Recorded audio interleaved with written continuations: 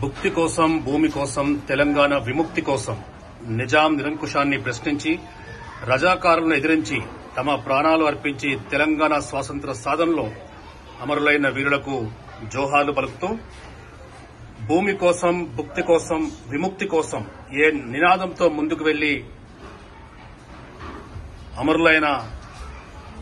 అమరులను తలుచుకుంటూ రాజరిక పాలన నుండి తెలంగాణ సమాజం ప్రజాస్వామ్య పరిపాలన దశకు పరివర్తన చెందిన రోజు, సువిశాల భారతదేశంలో తెలంగాణ అంతర్భాగమైన రోజును స్మరిస్తూ అమరులైన తెలంగాణ సాయుధ పోరాట రైతాంగాన్ని స్మరించుకుంటూ జై స్వరాజ్య వరల్డ్ టీవీ ప్రత్యేకంగా సెప్టెంబర్ 17 తెలంగాణ విమోచన దినోత్సవాన్ని పురస్కరించుకుని అమరులైన తెలంగాణ వీరులను స్మరించుకుంటూ exclusive program. Sir, September 17 Telangana ప్రజలకు విలీనమా, విమోచనమా, విద్రోహ దినమా? జై స్వరాజ్య వరల్డ్ టీవీ వాళ్ళకి, ముఖ్యంగా సబ్స్క్రైబర్లకి అందరికీ నమస్కారం. జై భీమ్. 17 సెప్టెంబర్ని విలీన దినోత్సవంగా జరుపుకోవాలా, విమోచనగా జరుపుకోవాలా, విద్రోహంగా జరుపుకోవాలా అనే ఒక చర్చని గత 20 సంవత్సరాలుగా చాలా సీరియస్ గా చేస్తున్నాం. వీసీకే పార్టీగా మేము దీన్ని విలీనంగా, విద్రోహంగా భావిస్తున్నాం. కారణం ఏంటంటే, ఈ దేశంలో బ్రిటిష్ వాళ్ళు పరిపాలిస్తున్న కాలంలో డైరెక్ట్ గా బ్రిటిష్ వాళ్ళు పాలించే ప్రాంతాలు కాకుండా నిజాం లాంటి సంస్థానాధీశులు సుమారు 550 మంది ఈ దేశంలో ఉన్నారు. వాళ్ళందరూ ఈ దేశంలో పరిపాలకులుగా ఉన్నప్పటికీ ఒక ప్రజాస్వామ్య వ్యవస్థని వాళ్ళు అమలు చేయలేదు, రాచరిక వ్యవస్థని మాత్రమే వాళ్ళు అమలు చేశారు. కాబట్టి భూస్వామ్య రాచరిక వ్యవస్థకు వ్యతిరేకంగా ప్రజాస్వామ్య వ్యవస్థ కావాలని అనేక సంస్థానాల్లో పోరాటాలు జరిగాయి. అదే క్రమంలో ఇక్కడ కూడా హైదరాబాద్ సంస్థానంలో కూడా నిజాం నిరంకుశ పాలనకు వ్యతిరేకంగా, ముఖ్యంగా భూస్వాములు, జమీందారులు, దేశ్ముఖులకు వ్యతిరేకంగా ఇక్కడ పోరాటం జరిగింది. ఆ పోరాటానికి ముందు నాయకత్వం వహించిన మహిళ వీరనారి చాకలి ఐలమ్మ, చిట్యాల ఐలమ్మ గారు. మొదటి బలిదానము ఇక్కడ దొడ్డి కొమరయ్య గారు విష్ణూరులో చేయటం జరిగింది. విష్ణూరు దేశముఖకు వ్యతిరేకంగా ఆయన దగ్గరున్నటువంటి లక్షలాది ఎకరాలని పేద ప్రజలకు పంచాలనే లక్ష్యంతో, అదేవిధంగా మహిబాద్ కేంద్రంగా జన్నారెడ్డి, ప్రతాప్ రెడ్డి దగ్గర ఉన్నటువంటి 1,50,000 ఎకరాలని పేద ప్రజలకి పంచాలనే లక్ష్యంతో ముందు ఆంధ్ర మహాసభ, ఆ తర్వాత కమ్యూనిస్ట్ పార్టీ ఆఫ్ ఇండియా ఆధ్వర్యంలో ఇక్కడ ఒక సాయుధ పోరాటం జరిగింది. ఆ సాయుధ పోరాట క్రమంలో చాలా మంది దొరలు, భూస్వాములు, జమీందారులు పల్లెల్ని వదిలేసి పట్టణాలకు వెళ్లిపోవడం జరిగింది. ఆ పట్టణాలకి పారిపోయిన దేశముఖుల్ని, జమీందారులని రక్షించడానికి నిజాం రాజు రజాకార్ అనే ఒక సైన్యాన్ని ఏర్పాటు చేయడం జరిగింది. అది కాసిం రజ్వీ ఆధ్వర్యంలో నడిచింది. అదే సమయంలో స్వతంత్రం కోసం మన దేశంలో పోరాటం జరిగింది. స్వతంత్రాన్ని ప్రకటిస్తూ బ్రిటిష్ వాళ్ళు వెళ్లిపోతూ ఒక మాట చెప్పారు. వాళ్ళు ఏమన్నారంటే, సంస్థానాలు ఏవైనా సరే వాళ్ళు స్వతంత్రంగా రాజ్యంగా ఉండాలనుకుంటే, స్వతంత్ర రాజ్యంగా ఉండాలనుకుంటే ఉండొచ్చు అని క్రిప్స్ కమిషన్ ద్వారా చెప్పడం జరిగింది. అదే విషయాన్ని లార్డ్ వావెల్ 1946లో జూలై నెలలో అధికారికంగా రేడియో ద్వారా ప్రకటించడం జరిగింది. ఆ క్రమంలో నిజాం రాజు, అదేవిధంగా జూనాగఢ్ రాజు, అట్లాగే కాశ్మీర్ రాజు, ఈ ముగ్గురు మేము స్వతంత్ర రాజులుగా ఉంటామని ప్రకటించడం జరిగింది. నిజాం రాజు అయితే ఏకంగా అవసరమైతే నేను పాకిస్తాన్ తో కలుస్తాను తప్ప ఇండియన్ యూనియన్ లో విలీనం కాను అని ప్రకటించాడు. ఇక్కడున్నటువంటి ఈ హైదరాబాద్ రాజ్యంలో ఉన్నటువంటి ప్రజలంతా ఇండియన్ యూనియన్ లో కలవాలని కోరుకున్నారు. ఆయన మాత్రం నేను స్వతంత్ర దేశంగా ఉంటానని ప్రకటించాడు. వాస్తవానికి హైదరాబాద్ అనేది సుమారు 400 సంవత్సరాలుగా స్వతంత్ర దేశంగా ఉన్నది, స్వతంత్ర రాజ్యంగా ఉన్నది. దీనికి ఒక విదేశాంగ విధానము, దీనికి ఒక ప్రధాని, హోమ్ మినిస్టరు, కేబినెట్, ఇలా నిజానికి రాజుగా ఉన్నప్పటికీ రాజు కింద ఒక కేబినెట్ ఈ హైదరాబాద్ రాజ్యాన్ని పరిపాలించింది. హైదరాబాద్ లో ఉన్న మిగతా 550 సంస్థానాల కన్నా సంపన్నమైన రాష్ట్రము. అంతేకాదు ప్రపంచంలో ఉన్న సుమారు 100 దేశాల కన్నా పెద్ద రాజ్యము హైదరాబాద్ రాజ్యం. అయితే హైదరాబాద్ లో ఉన్నటువంటి ఈ రాజ్యాన్ని పట్టి పీడించిన వాళ్ళు దేశముఖులు, జమీందారులు. ఇక్కడ 2 రకాలైనటువంటి హైదరాబాద్ రాజ్యం ఉన్నది. ఒకటేమో నిజాం రాజు ప్రత్యక్ష పరిపాలనలో ఉన్నటువంటి ప్రాంతం ఔరంగాబాదు, దౌలతాబాద్ నుంచి మొదలుకుంటే హైదరాబాద్ సరిహద్దుల వరకు ఉన్న అంటే పశ్చిమ హైదరాబాద్ ప్రాంతం అంతా నిజాం రాజు యొక్క ప్రత్యక్ష పరిపాలనలో ఉంది.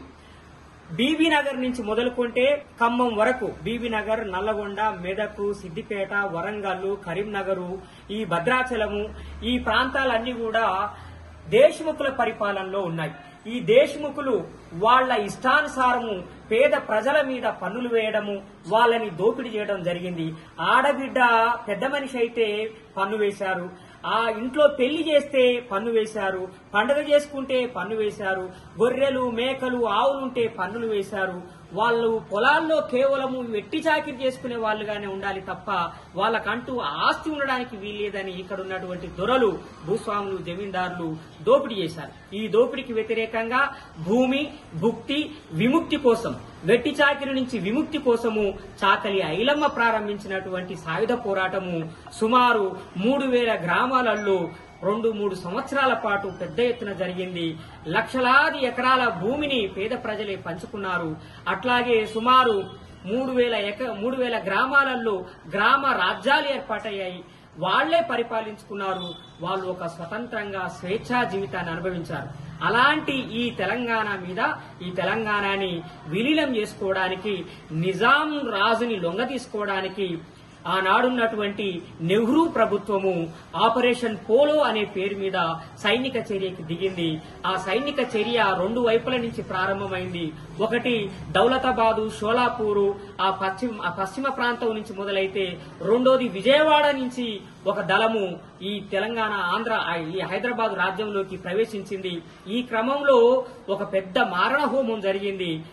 నిజాం రాజుని వ్యతిరేకిస్తూ రజాకార్లతోటి ఈ పేద ప్రజలు పోరాటం చేశారు.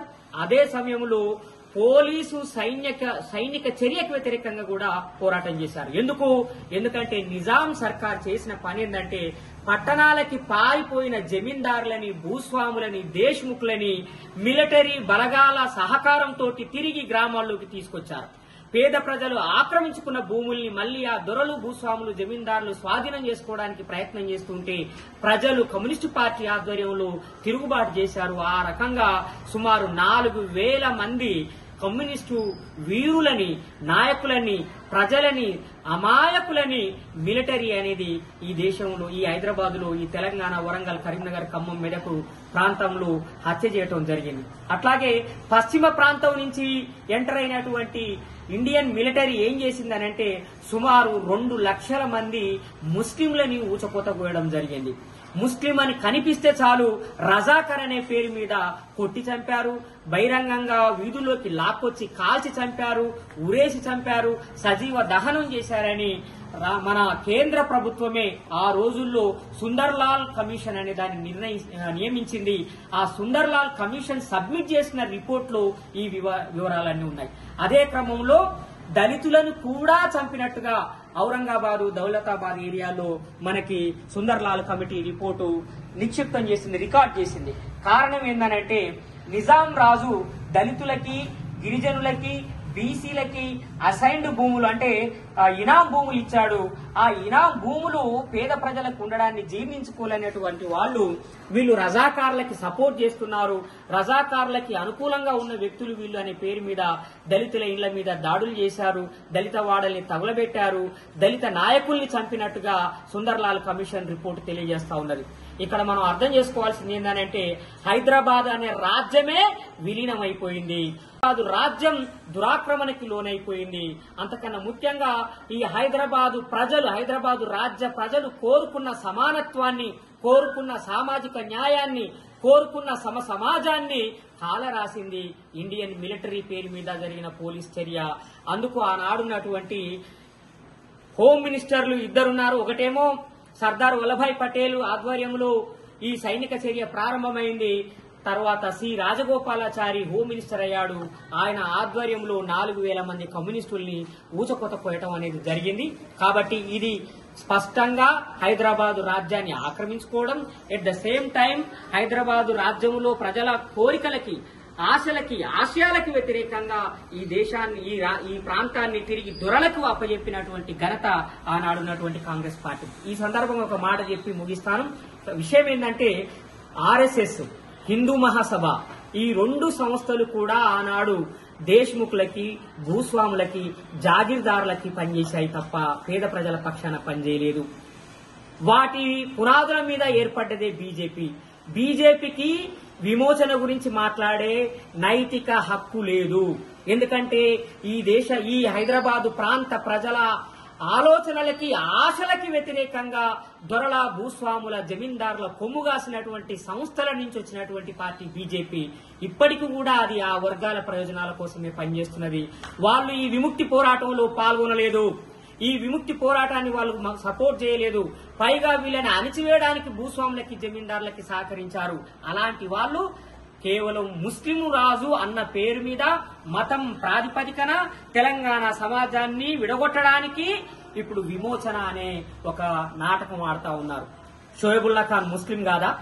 షోయబుల్లా ఖాన్ ని చంపేశాడు కదా నిజాం రాజు. షోయబుల్లా ఖాన్ ఈ తెలంగాణ, ఈ హైదరాబాద్ రాజు, ఈ హైదరాబాద్ ప్రజల కోసమే కదా పనిచేసిండు. మరి బీజేపీ ఎందుకు షోయబుల్లా ఖాన్ ని ఓన్ చేసుకోదు? ఎందుకనంటే ముస్లింలు కాదు వాళ్ళకి కావాల్సింది, ముస్లింల పేరు మీద హిందువులు అనే వాళ్ళని పోలరైజ్ చేసి ఓట్లు తీసుకోవడం అనేది వాళ్ళ లక్ష్యం. ఈ తెలంగాణ సమాజాన్ని నిట్ట నిలువున మతం ప్రాతిపదికన చీల్చడం కోసం ప్రయత్నం చేస్తున్నది బీజేపీ. బీజేపీకి ఈ 17th సెప్టెంబర్ గురించి మాట్లాడే నైతిక హక్కు లేదు. ఎవరికున్నది? కమ్యూనిస్టులకున్నది. ఎవరికున్నది? కమ్యూనిస్టులకున్నది, చిట్యాలయలమ్మ కుటుంబానికున్నది, దొడ్డి కోరయ్య కుటుంబానికున్నది, 4000 మంది అమరులైన వాళ్ళ కుటుంబాలకున్నది. అంతే తప్ప బీజేపీకి లేదు.